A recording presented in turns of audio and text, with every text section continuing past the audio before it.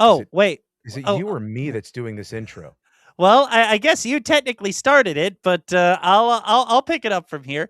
No, no, no, Welcome. no, no, no, no, no, no, no. We can't do it this way. We gotta be professional. We gotta appear professional to everybody that's watching or listening. You mean the Super Banter Bros, where it's two bros who banter about the things we love, and hopefully y'all love too. It needs to come off as always professional and completely orchestrated. I Yeah, we mean, need to we need to have something more like "Welcome to the Super Banter Brothers, brothers, brothers, brothers," I mean, where we we have we have already riffed on that exact trope in a previous episode. Heck, we've riffed on a lot of intro tropes in a lot of previous episodes. So why can't we riff on the trope where we're riffing on tropes and completely forget to schedule and plan out an intro? you mean do something like really off the cuff like we're kind of doing now? I know, right? Like that can happen from time to time, can it? I guess so. And this is one of those times. Welcome to another episode of the Super Banter Brothers. I am Super Banter Brother Grant Patrizio, and with me, as always, the freshest of freshly baked luchadors, Super Banter Brother. Senor Donut. And you heard us right. That intro was completely off the cuff, and usually we do have something planned. So, hooray for improvising! Hooray for Biggest of improvising! improvising. Uh, we really yes and the hell out of that intro. We really did. We really did. It actually reminded me of a musical I saw recently called Six, which was Oh, I love that musical. Oh, you've seen it? Yeah, I took the missus to watch it for our anniversary, like, I Oh, wanna that say was 2 the years musical ago? you told me about. Yeah. Dang. Okay. Well, it was Super playing fun at the show. Pantages. But yeah, that musical had a moment where they were all realizing, yeah, we should take our own power back. We shouldn't just use our identity of as one of Henry VIII's six wives as why we're doing this. And then one of them sassily turns out facing the audience. Imagine if we hadn't planned for that, before the show. And then everyone Such a else good just point. looks with her. It's like, yeah, we planned for this. So so forgive It's a us really for good show. having a conveniently, perfectly accidental yes-anded six moment right there. Um, but yeah, uh, why don't we start this episode like we start every episode with my favorite donut? Tell us what you've been playing. Well, a lot has happened since our last recording, Mm-hmm. and I wanna tell you, since then, I have jumped on the Pokopia train. Oh boy. So Oh much boy. so that I have done collabs where both you, I, and Ashigad, shout out to Ashigad, Twitch TV, uh, joined our PPs in a fight for justice. And by fights or justice, we just dicked around and made habitats for Pokemon and got Pokemon to join us. And See, now that pun was intentional. it was not. It was totally not. It was off the cuff. But we played the game, and I'm gonna tell you right now, I don't think it's a stream title for me. Like Hmm. everybody and their mom is streaming it right now. By the time you, listener, viewer, see or hear this episode, who knows if it'll still be a thing. I think it will. I think it has staying power, especially because they're in the tail end of their Hop Hip um The Hop-Up event, event. yeah. Yeah. Did you finish it by the way? Uh, yes. I Okay. have all the habitats for Hoppip, Skiploom, and Jumpluff. Skiploom and Mhm. Jumpluff have joined the island. Mm. Can't figure out a way to give Hoppip a home though, because it's always just stuck in the Pokemon Center. I think Um, after the event is over, if it's automatically brought out, I guess, maybe? I I'm mean, not sure. I hope so because I made its habitat and only it can spawn there at this point. So Same. hopefully I could just be like, "Hey, Hoppip, you've had a habitat for the last 3 weeks. You want to live here instead of the Pokemon Center? Thanks." Can I just say how fucking annoying that event has been? Because every time I load up the game, "A Pokemon is the talk of the town. Go to your Poke Center to talk to them." It's like, "No, I'm done with it. I finished it. I don't The wanna only do thing this I'm anymore, doing is grandpa." just the only time, like, for the a long stretch of my playthrough with it, I just did enough to get one of each of the event items and then call it a day. But because I also figured out a way to get a crud ton of Pokemetal, which allows you to 3D print things and kind of jump ahead on getting certain items if you want to cheese it. Share with me, senpai, share. Well, for those of you versed in Animal Crossing, I am not. An internet video told me about this, so I could be getting it wrong. But Mm, the internet happened upon me a video in which a user on Pokopia had made the equivalent of an Animal Crossing treasure island, where in effect, if you take your camera, switch it to object mode, and take a picture of a something, you can get that something as a reference photo to 3D print using Pokemetal at a Pokemon Center. but So, how do you get the Pokemetal? you go to a dream island by talking to one of the dolls that you can get. Sure. Each of the dolls brings you to a different dream island with different default resources. My best luck with getting this Pokemetal requires that you have the Graveler ability and a bunch of hamburger steaks to power up your Rock Smash. Mm, On the Pikachu Dream Island where I tried this, you have to dig kind of deep until you happen upon some. But I mhm, also tried it on the Dragonite Dream Island, where all you need to do is from the beach where you spawn on the Dragonite Dream Island, you punch 7 blocks down. Then without eating a hamburger steak, just use Graveler and clear out a big space, because you will bump into some Pokemetal down there and you won't be able to break it because your Rock Smash ain't powered up yet.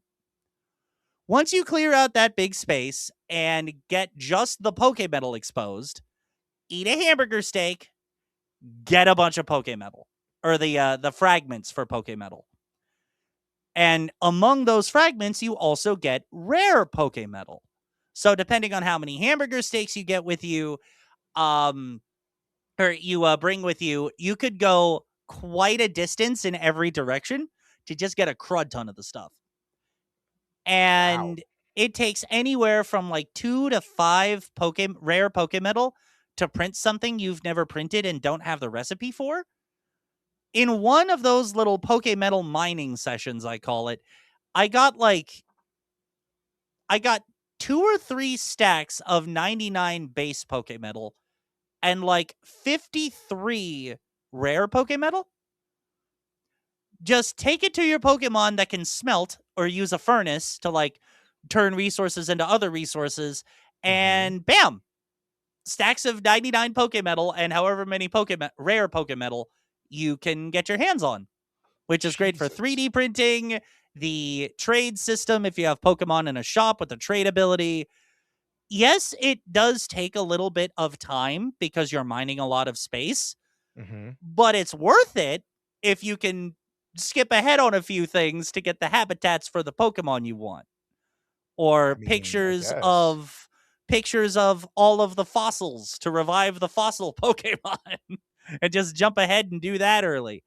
Um yeah. So finding those little quirks and building out my own massive item storage den has made the game much more enjoyable because I don't really feel like I am flailing for item space or where to go to put things. Which, when I Mm, am streaming the game, which I have been streaming the game nigh exclusively the last few weeks, I mm. am one of those. Um, like one of the biggest worries I had, and I'm like, oh no, I'm out of item space. What do I do? I don't have to worry about that right now because I have a whole item storage facility with a massive crafting table. So I can pretty much get what I need for where I'm at in the game and not have to worry so much, which Wow. makes it more enjoyable. Well, I'm happy for you, I guess, because I don't have the ability to do all of that just yet because I Ah, am not as far as you are.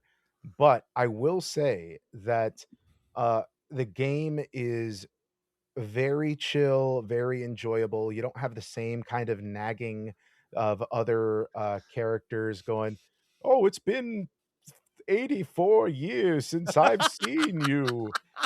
And you're like, "What? Dude, I just got here. It's been I took a break. I needed a break.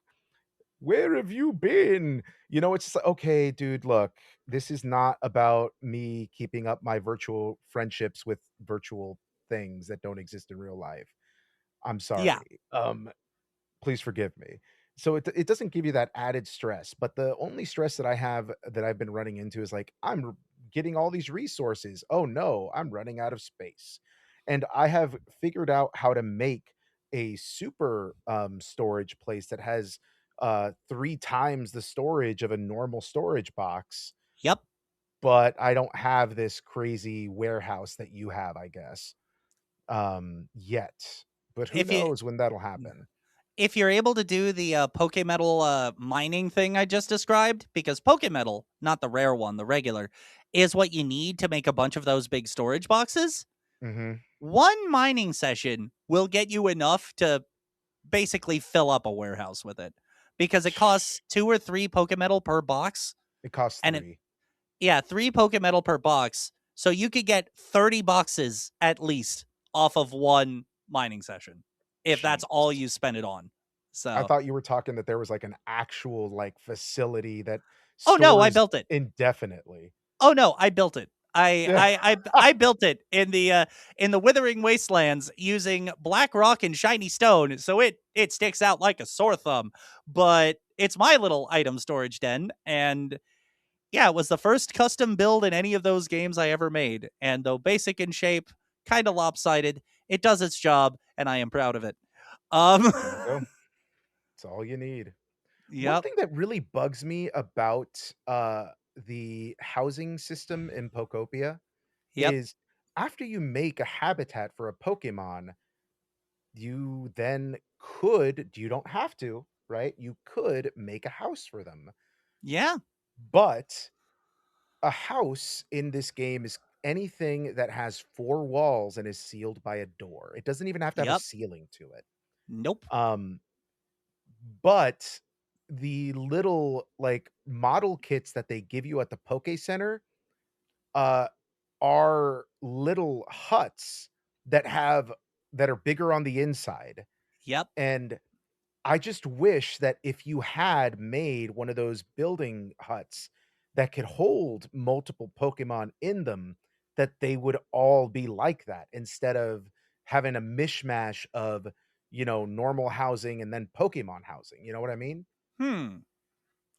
So like you wish you could basically like all houses, even the ones you build, work in the same way as the huts or the Yes. ones from the kits. Yes. Because there was a if you make a normal house, right, that's Yeah, super tiny, it can house up to 4 Pokemon, which is right? pretty crazy to me, honestly. Which is because it doesn't have enough room for that many beds, first of Yeah. all. You're fucking cramming them in there like Magikarp, like a fucking tin full of Magikarp to eat later on. And you're like, "How the fuck are they living there comfortably?" You keep on Yeah. asking a Pokemon about their comfort level. It's like, "Oh, well, I'm really tight in here in this space." They don't even say that. They're just like, "I wish I had a toy," or, "I wish I had a bed," or whatever, and you're like, Yeah. "Well, whatever." Um, I just like if you make one of like, build kits, though, that is a full-on house, the Mhm. house is big and, has pre-made furniture in there, but Eh, it's not as it doesn't fit as many Pokemon as or it fits less Pokemon more Pokemon than the smaller huts, I guess, what I'm trying to say. Because you have yeah. different Yeah, yeah. you have different huts, right? You Yeah, have the normal different hut. sizes of house kits. Mhm. I just wish that all of them were like, "Hey, this can hold 2 Pokemon, this can hold 4, this can hold 6," but all of it is a big space to fill in, you know? Yeah. That's all I want. I want that to happen so that it's easier to put Pokemon in different places or whatever. Um, but the game is just it's addicting. It's Oh ridiculous my god, it because really is. I the past 2 nights, I've been playing the game. I've said, "Hey, I'm gonna go back out to play the game for a bit while the wifey, goes to sleep, and the kiddo goes to sleep." And she tells me, "Hey, don't go to sleep too late." And I'm like, "Yeah, I'll be fine." 4 or 5 hours later, I'm, like, looking at the time going, "What the fuck happened to the time? What happened to the time?" Because, man, uh but like I said, I'm playing that off stream. I don't wanna play it on stream. Yeah. Because I don't feel like I'm entertaining while I'm playing it, and that's just a me thing. I'm not like, I feel like I'm not entertaining while I'm streaming that game. I feel entertaining when I'm streaming other games, like similar games, like Animal Crossing or whatever, but this game is more like, "Okay, I'm gathering resources right now, and that's all I'm doing." Or, "I'm building a track, and that's all I'm doing." Like, I'm not doing anything story related, I'm just doing random ass things to, you know, uh, build stuff or whatever. Yeah. Um so like I said, I don't feel like I'm entertaining, uh, doing that. And it's nice to not have to, like, think about being entertaining when you're just vegging out playing a game that is somewhat monotonous, but in a good way where you can just kinda turn off your brain and be like, "Okay, this is my task. This is what I'm doing. I'm gonna do it the exact same way, or I'm gonna find out a way to do it a bit more efficiently and do it that way." Boring? Sure, but it's what my brain needs at the time, you know? But I have been playing another game off stream that I'm thinking about streaming, but I'm not sure yet. It's called Fallen Tier or Hmm. Tear Ascension. It was a Kickstarter that I backed a while ago that is a Metroidvania, um, which is very cool, but it's in its, early release right now. So it's still a bit glitchy, a bit buggy, um, doesn't run as smooth as it should, but, it's a very fun game that I've been Hmm. playing and, getting into. Um, but yeah, I'm actually quite excited about the upcoming month. By the time you guys hear or listen to this, it'll probably be over and done with. But this April, I'm actually taking part in a donation drive Ooh. for a streaming team called Streamers Against Child Abuse. And we're going to be raising money for an organization that features heavily on children and giving them what they need. I forget which organization we're working with because it's like I said, I just joined the team, but I'm going to be doing fundraising for that all of April, and I'm actually quite excited to get started on that because this is only my second donation drive that I'm doing, so I'm Nice, dude. super excited for it. Um, don't know what I'm gonna play, but I'm gonna play a lot of different things, and I'm gonna have a giveaway that I do that's tied to the event, and then I am going to have a personal streaming goal of raising. I don't know what kind of amount yet, but if we meet the goal, I'm gonna do a karaoke stream. So Ooh. that'll be fun, I guess.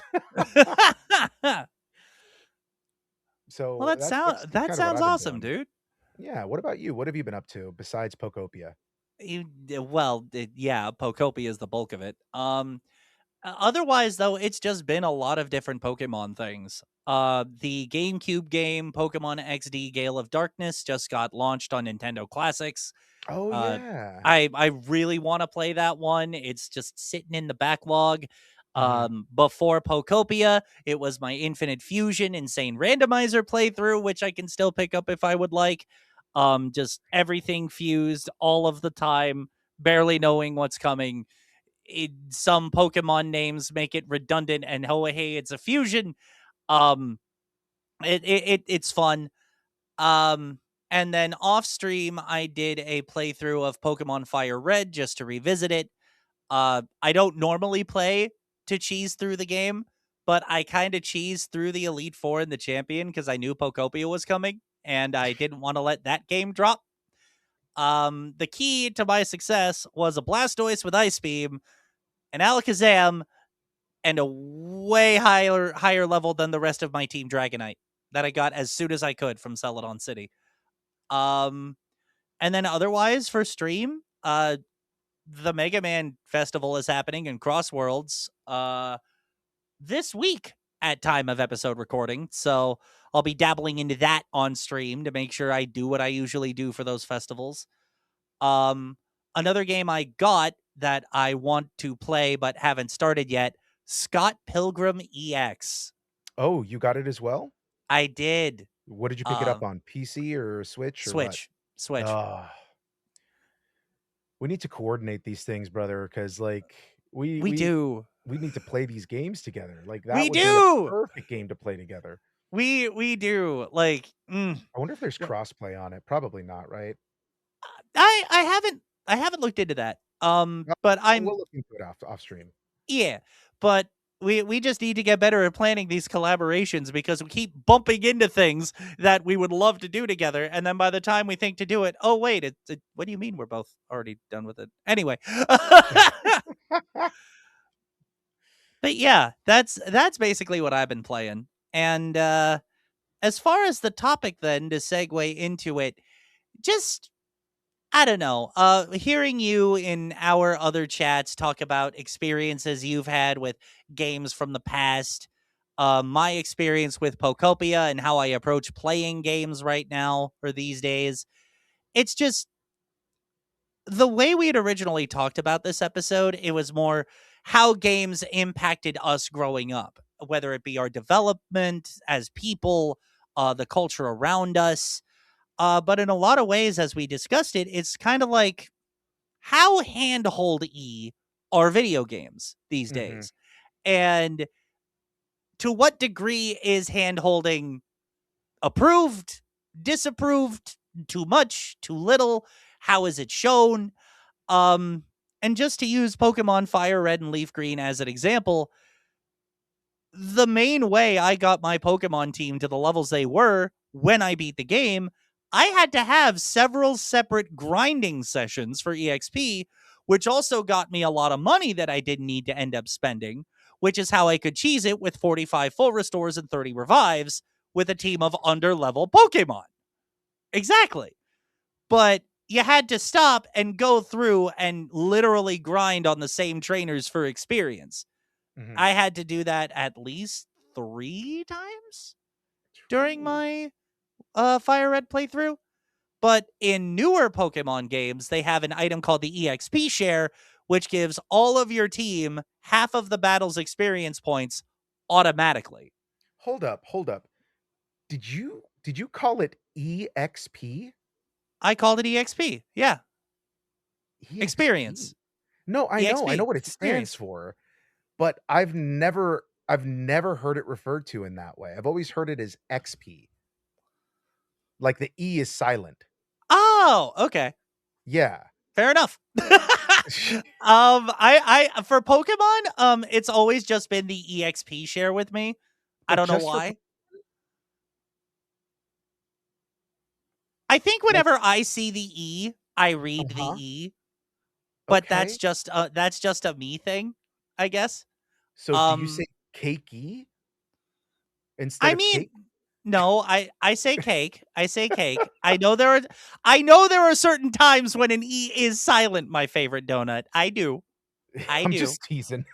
But I mean, there are certain cakey things out there, and I would call those cakey, but those are also tend to have a Y at the end. Are we Um, talking about cheeks here? Is that what you're talking about? The type of cake Potentially. we're talking? Potentially. Anyway, um, but but yeah, like the dynamics like that in video games where it goes from super not handholdy at all to where you have to grind just to catch up to now overly handholdy in the case of the new games where you can't even toggle on or off the EXP share or the XP share or whatever it is you call it. Like you can't even turn that off now from a pause So menu. It's just there the whole time. let me go back to Pokemon Leaf Green real quick. Okay. Since I am also playing Pokemon, I am playing Leaf Green as well.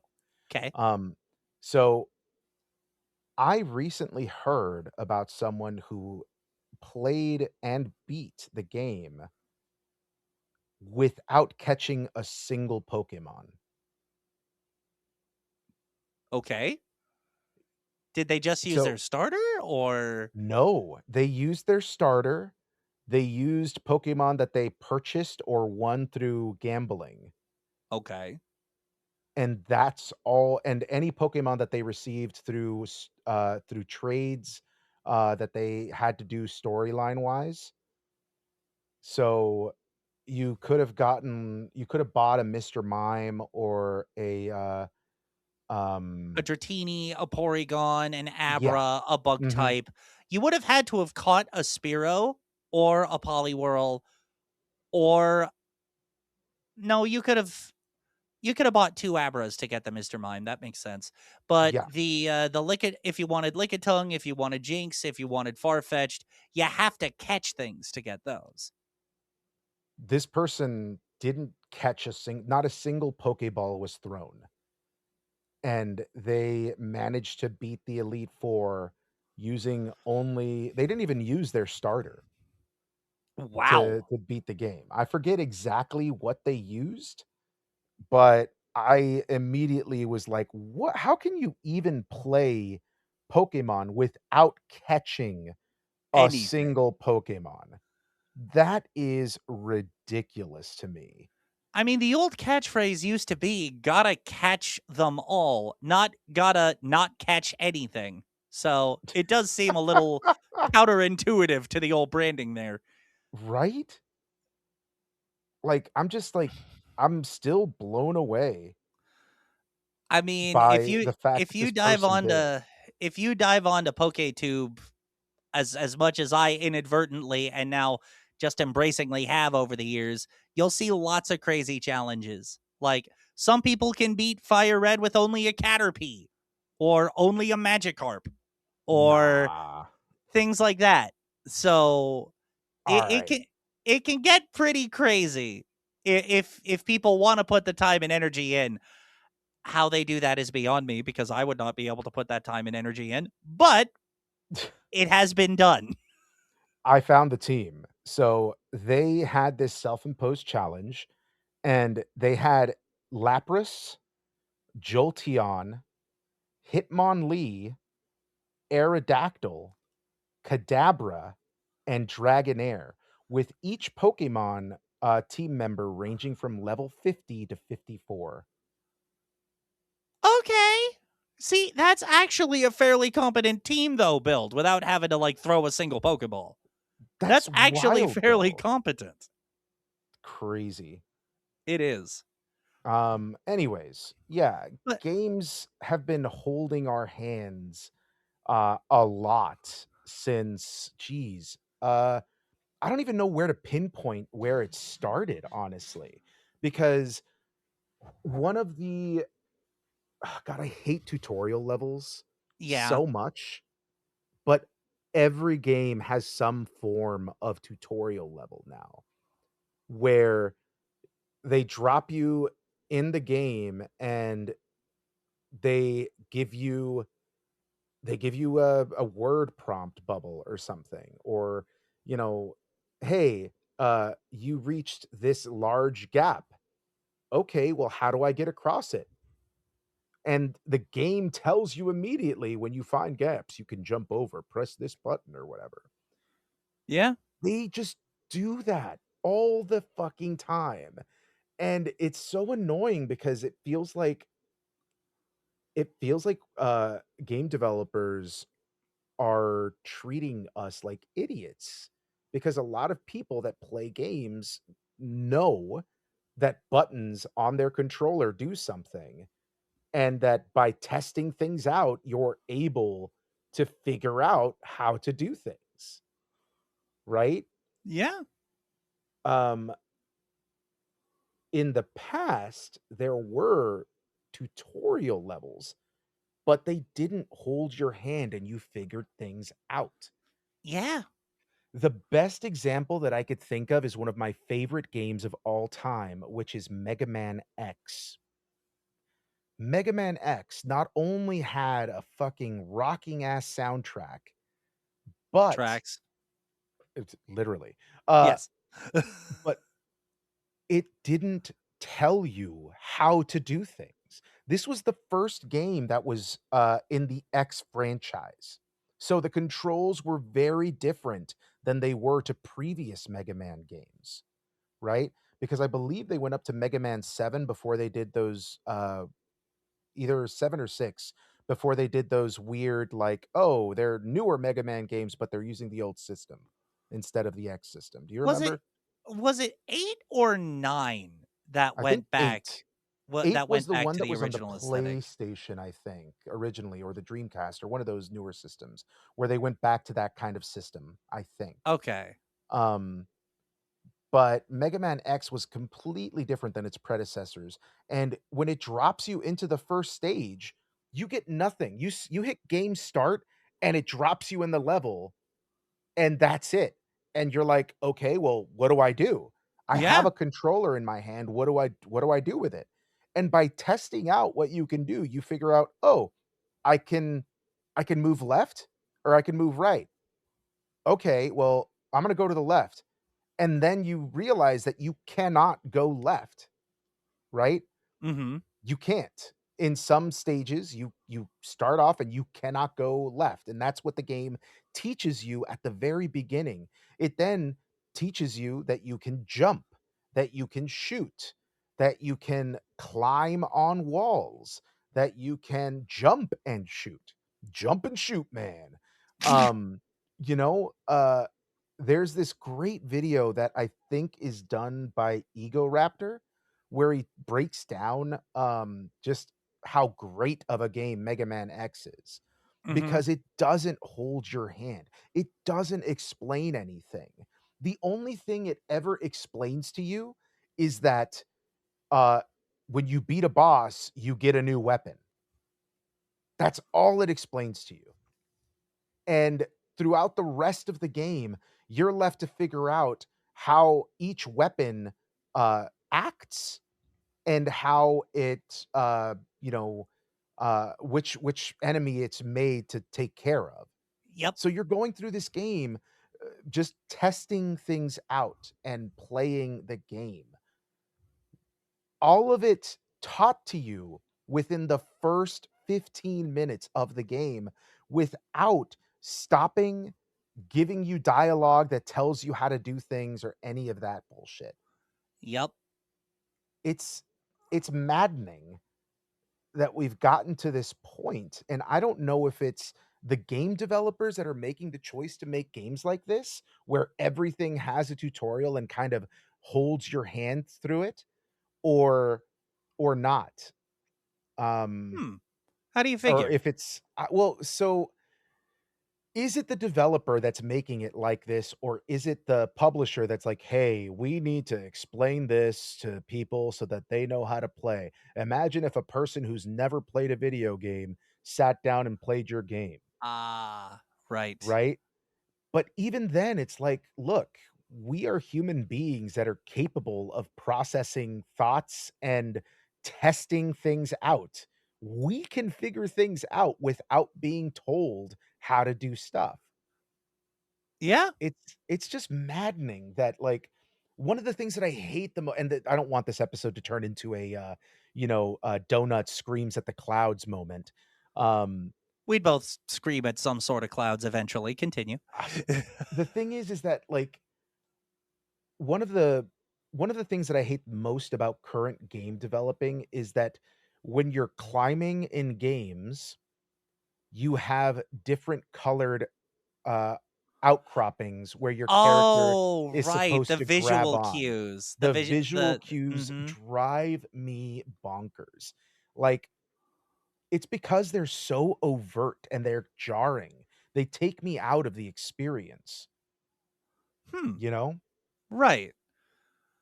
I don't know. Like, It like, uh I see where you're going with that because it's some mhm. Uncharted games, and I think in one of Oh god, Uncharted. the I think one of the parts of the Final Fantasy remake trilogy had something like that. I think it was Mhm, part 2. mhm. Um, it could have been both, but I remember seeing, like, wait, does every climbable ledge look like a yellow and black hazard pattern Yep. in Midgar? Or Mhm, mhm. in the world of Final Fantasy VII? Every single one? Mhm. Okay. Good to know, I guess.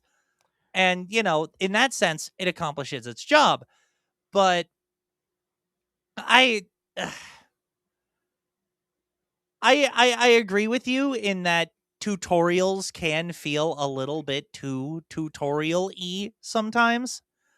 Um where my brain's going right now, when I first played Sonic Heroes, Mhm. and I had to learn, like, yeah, I'm a Sonic fan. I know control stick moves. I know jump is jump. I know when playing as Sonic, hit the jump dump button again. You do a little dash forward when you're like in the close, finicky, no reticle range for a homing attack. You do the homing attack on the thing. Cool. Mhm. Like being taught the buttons to switch to formations for certain things. Yeah, I can appreciate the game being like, by the way, you can change your team members using this HUD up here, which also tells you what buttons to push, and it has the Mhm. button indicator at all times.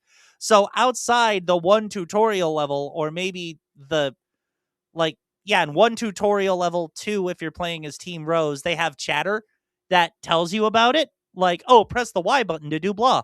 Doesn't do it every time.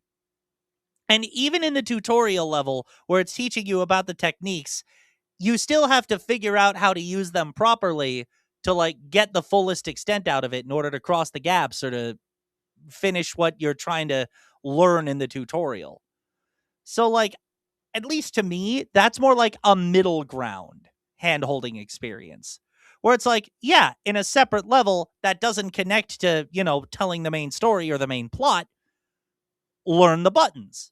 We're not going to tell you everything about what the buttons do and how they all combine and how things change, but these are your tools. Learn how to use them to the fullest in the game. And, that's a kind of tutorializing or handholding I'm okay with, Mhm. because at least it's like, oh, wait, the game did tell me that I could do this thing with this. Maybe try that technique here. Like, my favorite thing is learning what to do with the Rocket Excel, their take on the spin dash in using Sonic Heroes again. Learning what I can do with the Rocket Excel just by trying it, I'm like, oh, well, the tutorial told me how to actually pull off the move. Now I know how to use it. Mhm. Um, but yeah, you're about to say something, please. Yes. The other thing, that really, really grinds my gears, um Oh, hi, Peter. okay, let me rephrase. Um, You could say grinds my gears, dude. I'm no, no, just no, no, doing no. my quippy thing. I know. It's because I lost my train of thought. I had Oh, it and then I lost it. it But the got conductor derailed. is back in business and we're here now. Um, so we have games that were like the perfect example of how a tutorial should be is Mega Man X for me, all Yep. the time. But more recent games, Cuphead comes to mind as well. Cuphead has a completely optional tutorial Yeah. level where you can go through and learn how to play if you do not know or do not want to give it a try. And here's the other thing. Is it that, developers or publishers think that people are too dumb to figure out their game? Or is it that they believe that we're too lazy to want to figure it out and just want it to be delivered to us? Our Ooh. generation nowadays is a lot about, "Just tell me how to do it. Just tell me how to just put on the show. Get me out of commercials. I don't want commercials. Give it to me now. I wanna be Yep. able to do all these things." As a society, we have grown more impatient because technology has been able to deliver us things at a much faster pace than previously. Ye olde So, instant gratification. We have become yeah, addicted to it as a society now. right? So, what is it? Is it a fact? Is it a fact or is it not? Is it that we are too dumb to figure things out, or is it that we are just too fucking impatient to try and figure things out and enjoy the game fully, you know? I mean, depending on who you ask, what genre, and even what game, as little as I like to say this, it could very potentially be a combination of the two. ¿Por qué no Um, los dos? Using Pokopia as a perfect example, that whole thing with the Animal Crossing Treasure Island that I mentioned, I didn't go looking for that. You know, Mhm, I just happened to it just happened to find me on a social media video feed. So I'm just like, okay, I'm gonna look into that later and see if it works. You already know how well it works. I explained the whole process. So it's one of those things where it's like now in the age of social media, targeted algorithms based on our own watch habits and things like that. Sometimes we could just get things spoiled or taught to us in an indirect way mhm, that we try out later. It could also be, and I found this to be the case sometimes, if I'm stuck on something and the game is in a way that I think is obtusely trying to tell me what to do, I take to the internet, figure out why am I stuck here? And mhm, then once I get the key to unlocking where I'm stuck, I then progress without needing to lean on the internet. There are certain games because of the way that the internet has just taken gaming the direction it's taking gaming in the sense that the internet can be a massive handholder for you if you really let it. I'm just like, there are some games that I call guide games where you cannot play functionally without either tearing your hair out, using a guide, or both. And just because I want to enjoy the games I play, if I mhm, sense something that's a guide game, I tend to let it go just because I don't want to pull my hair out. I don't want to have the internet open whenever I'm playing this game. I want to be able to enjoy the game the way this is my turn to scream at the clouds, the way that I enjoyed my games growing up. Back when I played Sonic 2 on the Genesis, there was nobody there to teach me how to spin dash. I had to figure it out for myself. There were no game saves or password systems in Sonic 2. So I had to beat the game in one sitting if I wanted to get to the final boss. Sonic 3 had a rudimentary autosave system where if you got to the first act of a new zone, that's where the game would drop you if you turned it off, you know? So I had to, if I wanted to beat that zone, I had to beat that zone in mhm. one sitting. But it was never a matter of, actually there was one area in Sonic 3 that because the game did not explain this to you and it was not used in any other capacity of the entire game, Sonic 3, Sonic and Knuckles, the two combined, the Sonic fandom has affectionately called that area the Barrel of Doom. Because before a player's guide or the internet, most kids growing up with Sonic 3 did not know that if you got to this one barrel in Carnival Night Zone, all you had to do to move it while standing on it was press up and down on the controller.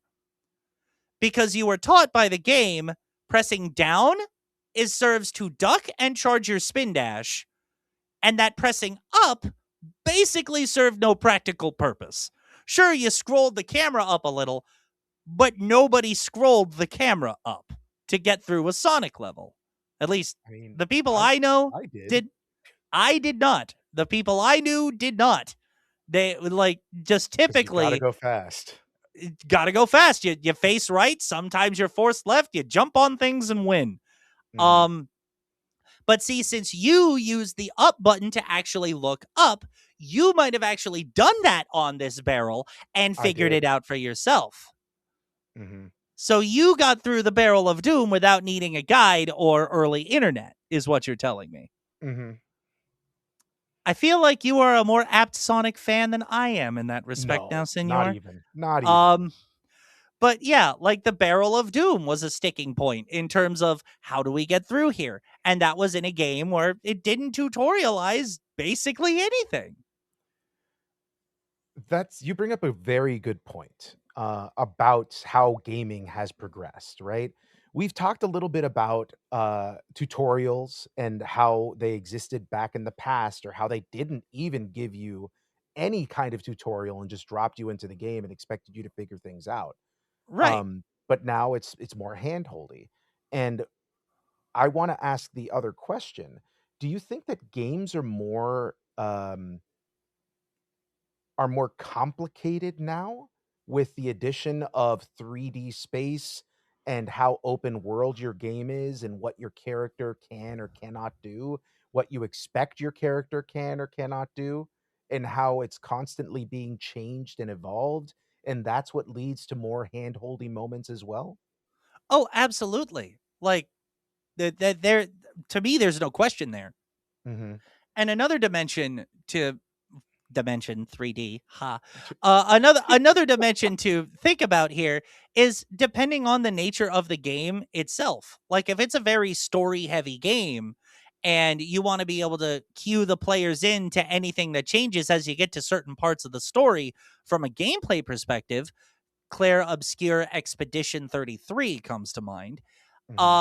You have to basically give a new tutorial section in like chapter 4 or 5 just to be like, hey, because of story reasons, this mechanic just gets added now, and Mhm. this character is sub for this character who has these mechanics compared to the ones you're used to being the primary spot in your party.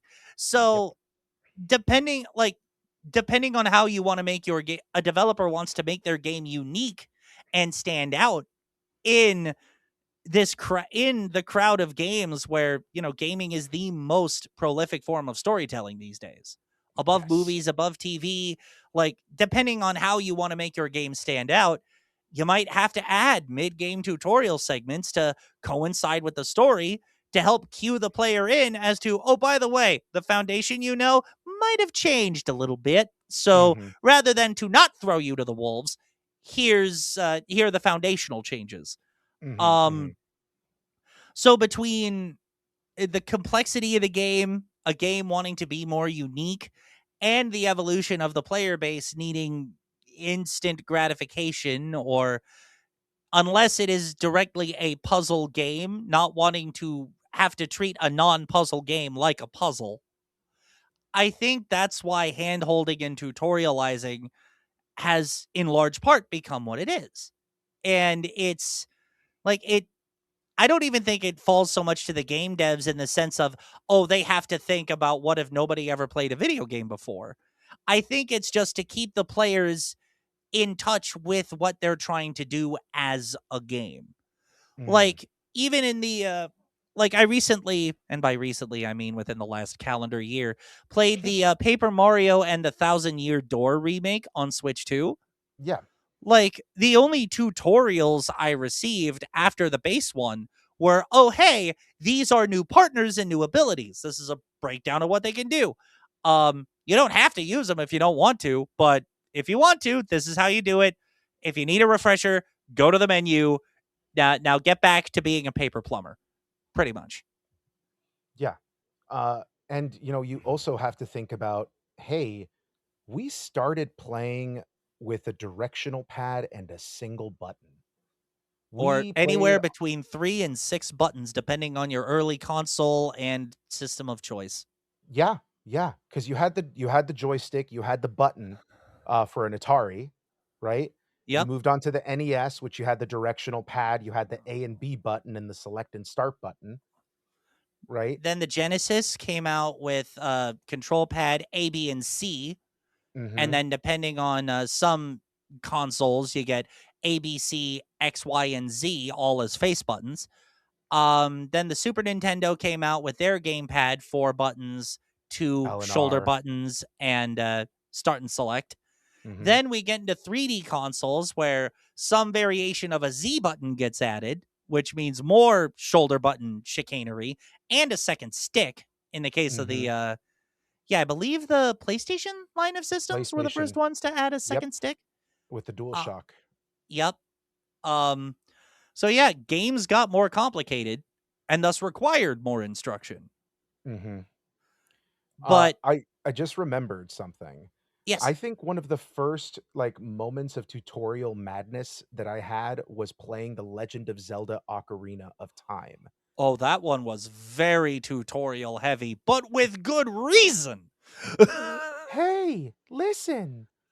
Okay, that was the madness part, but you needed to be taught about the Z targeting system, the C buttons, managing your items in the traditional way, like Mhm, always being able. I think you were always able to have a shield up in Ocarina of Time for the first time, because I mhm, think that was mhm. relegated to like the L button or something.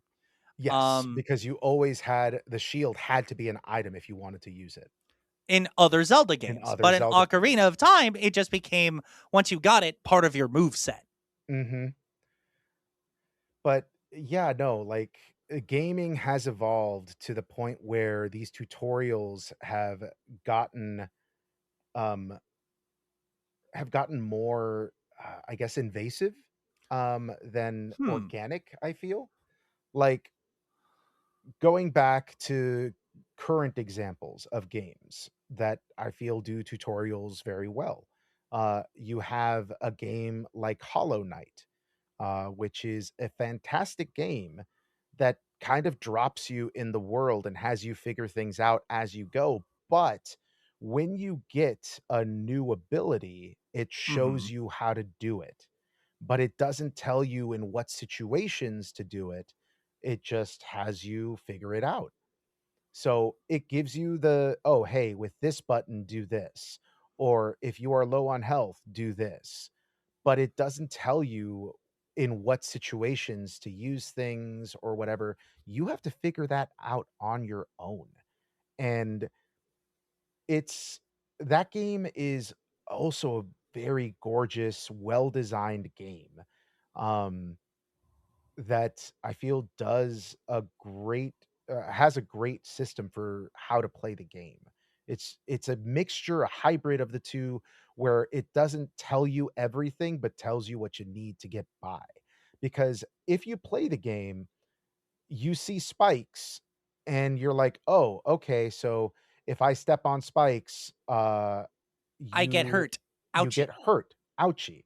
Right? But it doesn't tell you that right out. You figure it out eventually because of your years of playing previous games. Yeah. But what it doesn't tell you is that you can actually pogo off of spikes by doing a down slash with your weapon. So Hmm. you now have another way to traverse a stage by using this knowledge to traverse dangerous areas, right? The game doesn't tell you that. You kind of figure it out as play the game. And I wish more games would do that kind of system, but then again, Hollow Knight doesn't use all of the buttons that you have on Hmm. screen or on the controller. It doesn't use all of them. A lot of games these times, due to controllers and everything, you have 2 analog controllers and you have 1 D-pad, and the D-pad is used as another button or another 4 buttons, in Right. your game, right? Right. Because the more complicated we get into these games, the more things you can do, the more button space is, utilized. So, even to the point where these joysticks are now buttons themselves, Oh yeah. you Yeah, know? literally L3 and Mhm. R3. It's the stick Exactly. buttons. And you also have the back of certain controllers being utilized as a controller space as well, or the front of a controller as with the PlayStation 5 and their touch pad Oh that they yeah, the have on the touch front of thingy. the controller.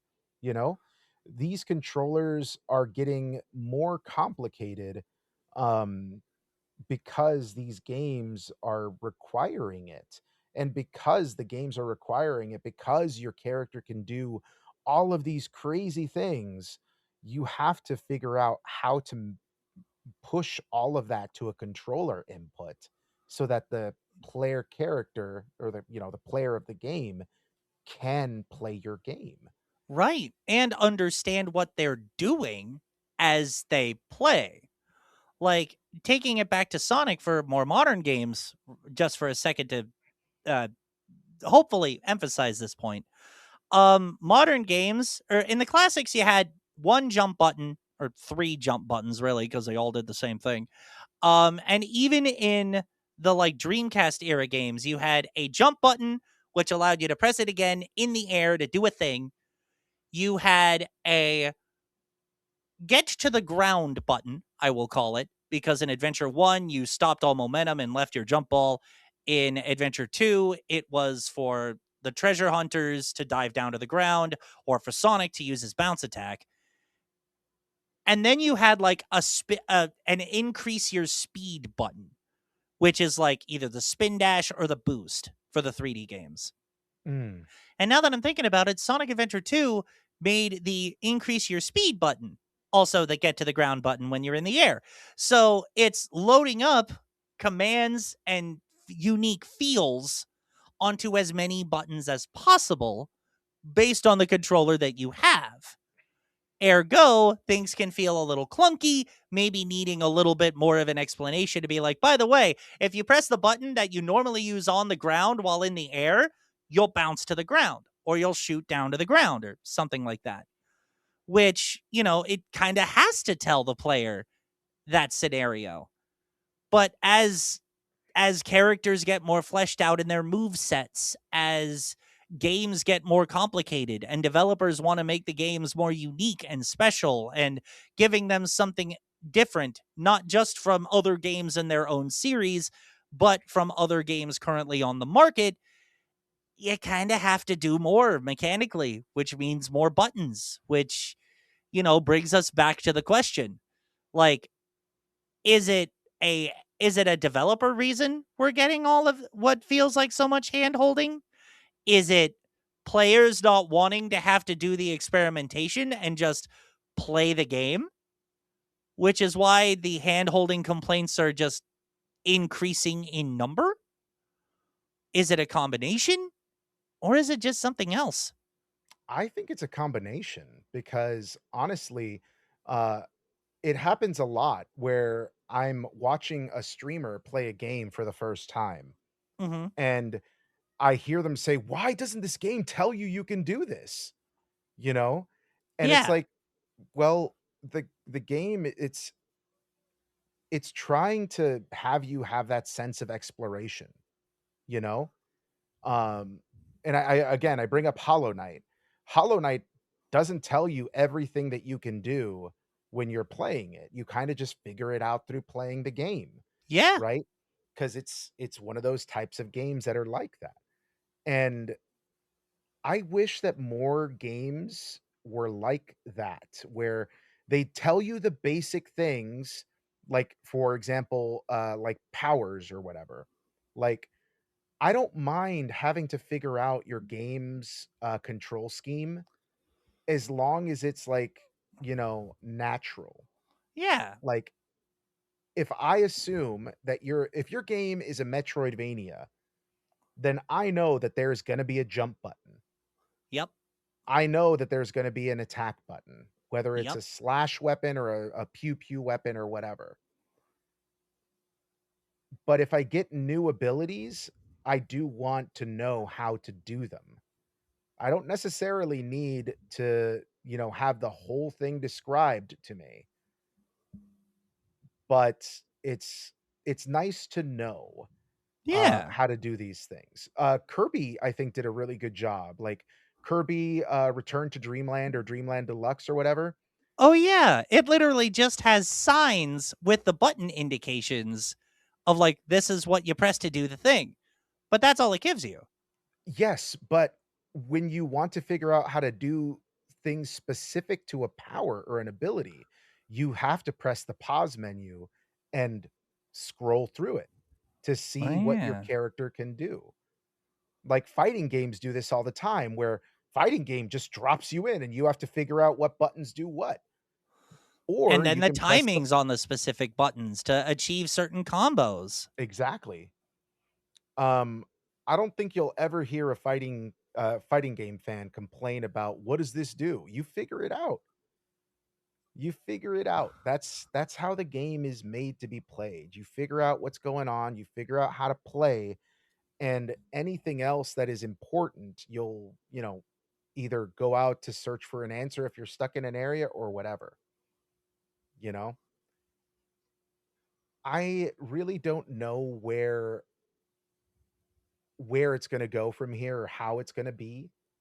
Um, but it's weird, man. Like I I thought this episode was gonna be more about screaming about, like, how just tutorials in general are just bad, nowadays, and everything is just handholdy, but it's really turned into more of a discussion about, why things are the way that they are, right? Yeah. And Yeah. uh, also, I wanted to bring up something that you brought up a second ago, and by a second ago, I mean minutes ago because we've been talking for a bit. Fair. One of the things that I really appreciate about gaming now is that autosaves are a thing. Oh my god. Yup. Autosaves have been a game changer, literally, Yup. because, like you said, back in the day, we used to have to play these games in one In one sitting, sitting. to complete it, or you had to write down a complex password like in Mega Man Oh my that god. had all of the Password stuff that you had. system. Yeah. The password system, I hated writing down all these passwords, hated it. Um, but with the invention of autosaving, man, everything has just been so much more amazing. And the other thing that they've invented, is especially, in the, um, NSO store for the Nintendo Switch, where you can Save play states. games, save states, right, which ROMs have been doing for years. But then you also have the ability to rewind a game. Oh yeah, the rewind button. The rewind feature that is available in these games is fantastic because you can now play a game that was maybe too hard for you when you were a kid that you never got a chance to experience. For example, Ninja Gaiden, right? And you can literally rewind the game and not fall into that pit, or not grab onto the wall the way you thought you would, or not get hit by this enemy's attack that you thought you dodged. Like, all of that is making these older games more accessible because now you have a way to save your state from where exactly you left off. Yup. Now you have a way to rewind in case you were on your last life, and now you don't have to worry about it. Other Like, retro collections, like standalone retro collections, have added a similar feature. Like mhm, way back in the day, there was this Aladdin and Lion King collection on the Nintendo Switch, and you best believe I used save states and the rewind button to solve things mhm, that I could not figure out or jumps I couldn't make. To be mhm, like, I thought I had this. Am I not doing it right, game? What am I supposed to be looking for? right? Instead of just using a guide. Mhm, And that felt much more rewarding than using a guide would to be able to say, I finally beat a game that Child Grant couldn't beat. mhm. Yeah. It's there's been a lot of changes to gaming from, the tutorials that have, been both a plague in just how they've been implemented, and DLC of games that has Mm-hmm. forced games to release not completely finished like they were in the past, or how little, quality of life changes like save states, or being able to save at any point in your game without having to be at a save spot or whatever. Yeah. Like, that those little changes, the save state, the saving whenever, the ability to basically pause your game and put your game into sleep mode and then pick up again, those have been fantastic additions to Oh, yeah. gaming in general, you know? Oh, yeah. Um I don't know, man. This episode has been weird. This episode has been like just kind of a discussion on gaming and how things have changed and evolved, instead of me just being upset at, the current state of gaming and being like, back in my day. We Um, we both thought it would be a back in my day when we didn't have safe states sort of vibe, but it really does go to show that if you stop to think about it and you really try to understand the things you love, in this case gaming, that you understand why certain changes had to be made.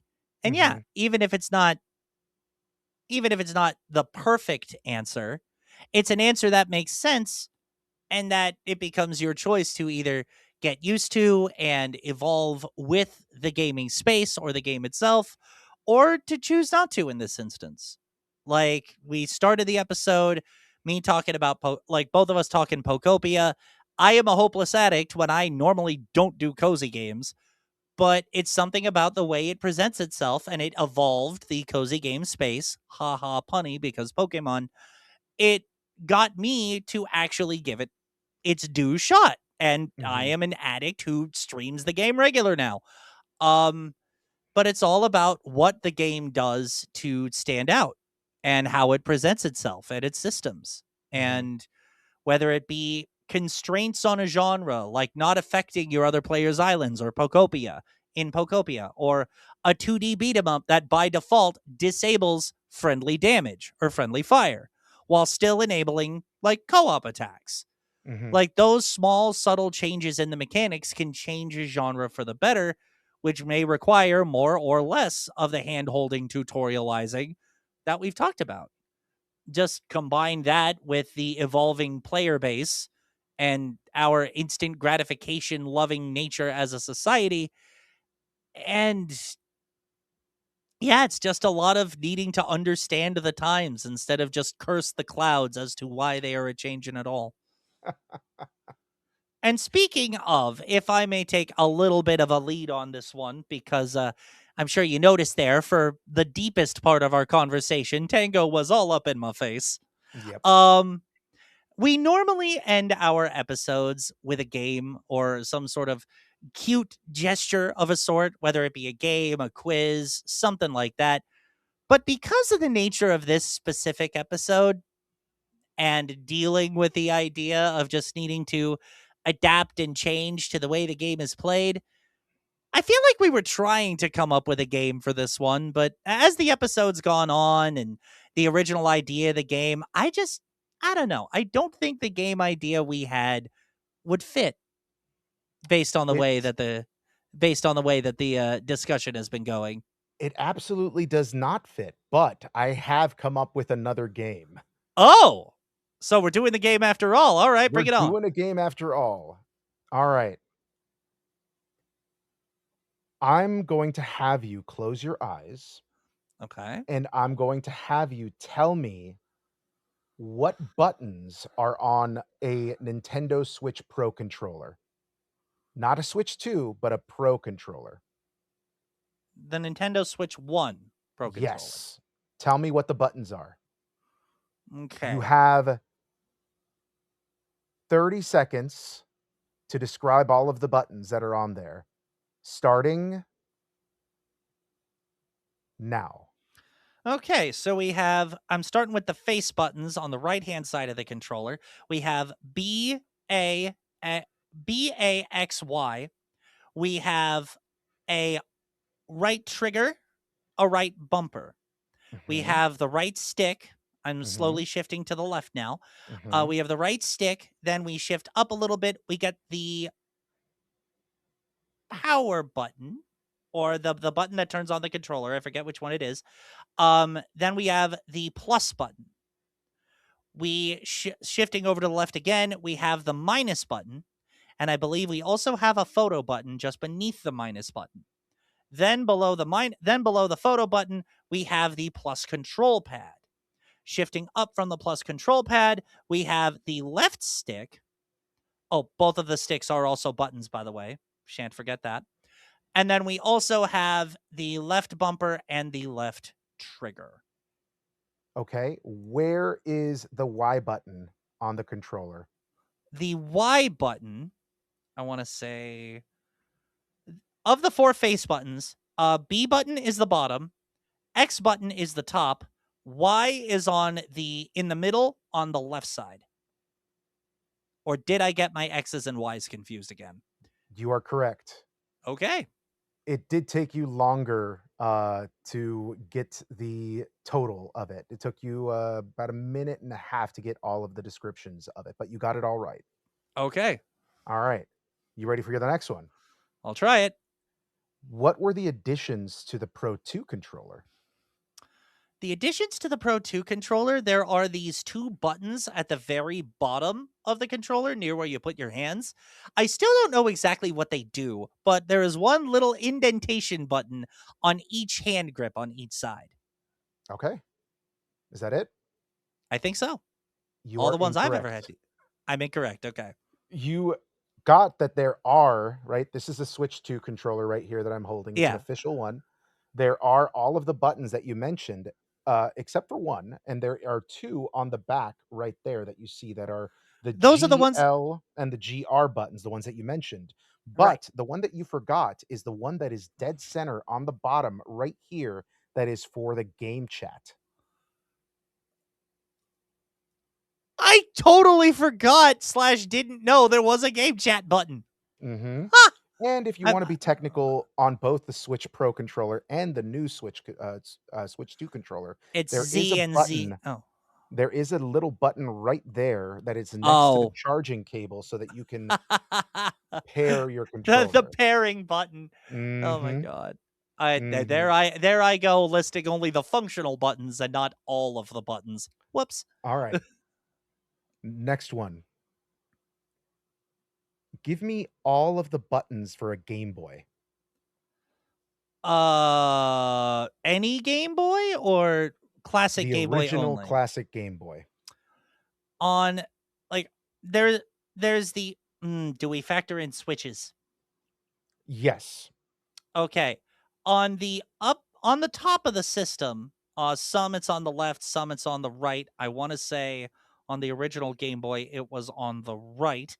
Um Top of the console on the right there is the power switch. No buttons on the backside. Screen takes up half of the front of the system. On the left side there is the plus control pad. On the right side, going from left to right is B then A. Then is start and select on the bottom. Start is on the right side, select is on the left. Okay. You missed a couple of things, and I will show you because I have the Lego Game Boy. Oh yeah, you have a prop. Mhm. Here is the Lego Game Boy. You are correct. There is the D-pad, there is the start and select button, there is the B and the A button. The power switch is on the The l- left, not on the the right. left, not the right. Okay. You also have this little switch right here for Oh, the volume contrast. slider. No, Okay. for Oh, the contrast. contrast. And on the left, or sorry, on the right is where you have the volume slider. Oh, So okay. you missed two buttons on the system, and you missed the position of where the power was. Got it. Okay. All right. Are you ready for this last one? Shoot, let's go for it. PlayStation DualShock 1. PlayStation DualShock 1. This was on the PS1, correct? That is correct. Okay, so since it's on the PS1, they don't have the little button in the center that turns on the console from a distance. Um, Starting on the left side this time, we've Hmm. got the L2, L1 buttons, L2 being toward the back, L1 being toward the front. Getting to the face, we have the directional pad, and then lower on the controller for the DualShock 1 is where they keep the first where they keep the left stick. They have There's a rectangular button that I want to say is the equivalent of the select button. I don't remember the exact name. Hmm. Shifting from left side of the controller to right now. They've got two buttons in that little middle space. One is a select button of sorts, the other is the start button. Going to the right side of the controller, again, lower part of it, that's where the right stick lives. Then on the face buttons for that side, it is X at the bottom, circle on the right, triangle up top, square on the left. Heading backwards, we have L1 or R1 and R2. Did you say that this thing had two select buttons? No, I was just trying to like further clarify where I thought the select button was. because it Okay. had a select button and a start button. Does like in the center of the controller Mhm. between the sticks, select buttons on the left, start buttons on the right. Okay.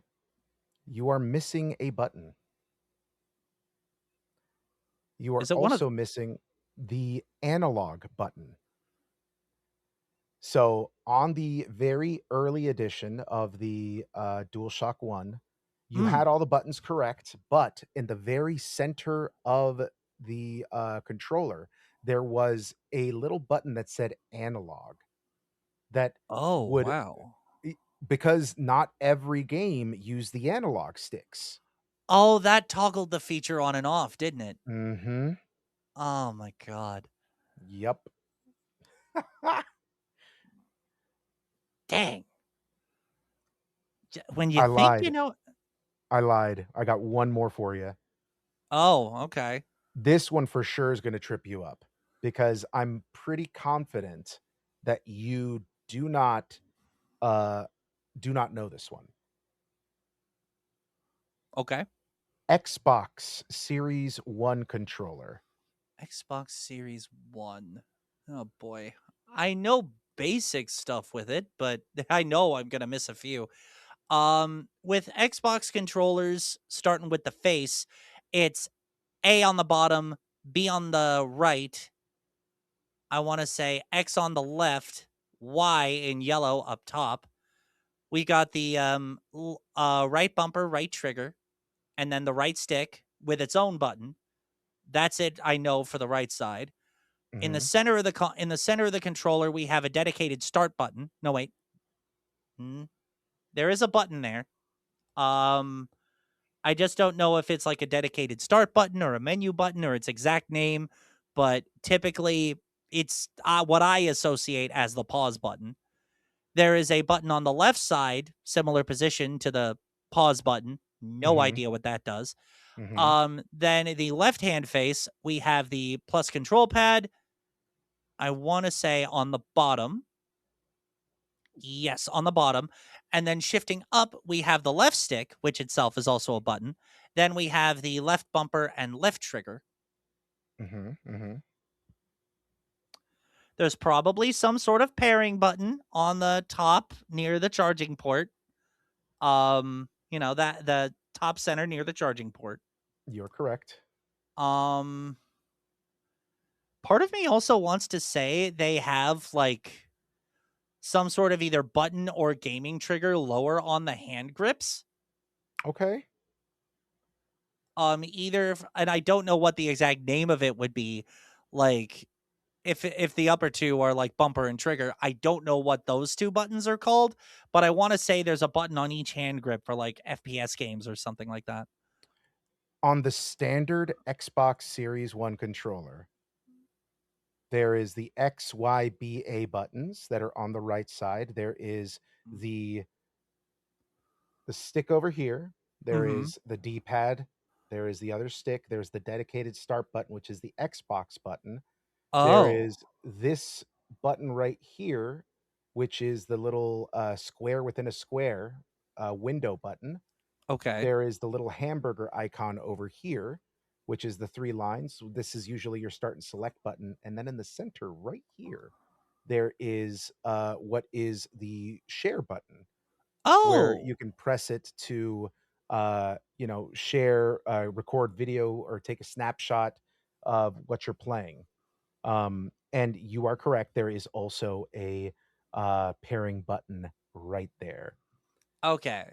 So there are no like hand grip buttons, Not on the and standard one. I missed a couple of buttons on the front face, the Xbox button and the share button. You got the Xbox button because you said there was like a power on button. I gave that one to you. Oh, okay. Um, so yes. You got most of the controllers correct. Um, but I will ask you one final question because I keep on asking you these final questions. Of course. Uh, what was the addition to the PlayStation DualSense 5 controller to the DualSense 4? Wasn't What were that the the touch? changes? Wasn't that okay?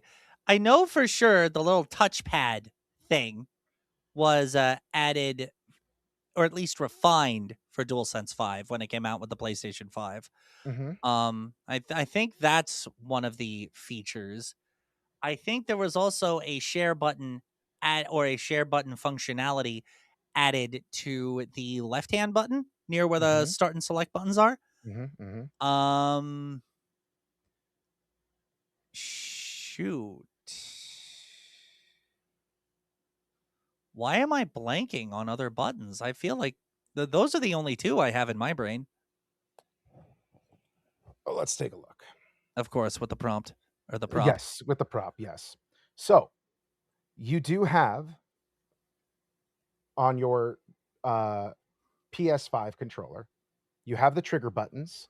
You Yep. also have the fact that they added the, pressure, the, Oh, the pressure trigger, like the light yeah. and then full on is a Mhm. separate press. Okay. Yes. Forgot You about that do one have the plus, the entirely. minus, you do have the touchpad. There is another button that's right below the oh, no, I pressed the PlayStation button by accident. No, Um, no. oh, no, it's turning on. Um, there is a button that's right under the PlayStation button right here that is your mute I switch. The Right? microphone For button. for Okay. microphone, right? But there is one other thing that I wanted to bring to your attention that you might not know or you might know, which is the fact that if you look at your PlayStation controller and you look at the grips of the controller, it's all mini icons of the PlayStation buttons, triangle, X, square, and circle, all imposed in the texture. Oh, So if I don't know if you have your PlayStation controller near you, I don't, but you would be able to see, on the texture, if you look very closely, you will see the buttons right then and there. huh. Well, that's a cool tidbit, but I'm not sure if it counts as a button to press. It doesn't, but I didn't say button, I said what things did they add to Oh, the what controller. things? Mhm. Oh, but should have picked up on that Devil is in the technicality. details, my friend. Devil is in the He, details. they really are. They really are. But yeah, I don't know, man. Like I just came up with this game like a second ago because I thought it would be interesting because we've been talking about controllers and additions and all this other stuff to Yeah. gaming in general. So what a trip down memory lane that we've had. I'm Now, just excited to imagine a see. developer trying to figure out a way to infuse button prompts with the textural feel on the PlayStation 5 controller grips. Just imagine. Just imagine. I am That would require some very serious hand holding. s- literally because you're holding it in your hand. Ta da! Well, And with that, we have been the Super Banter Brothers. We hope you've enjoyed this episode, which was I would say it was far banter-y than guided on a specific topic than our some of our typical episodes, which hey, it's in the name. We're supposed to banter. mhm, Um, I have been Super Banter Brother Grant Patrizio, and with me as always, the freshest baked luchador, Super Senor Banter Donut. Bro, Senior Donut. And we will be back with you again with whatever we feel like talking about next. Stay tuned on the socials, follow, subscribe, the whole thing to see what that is. Good night, everybody. Catch you on the flip side.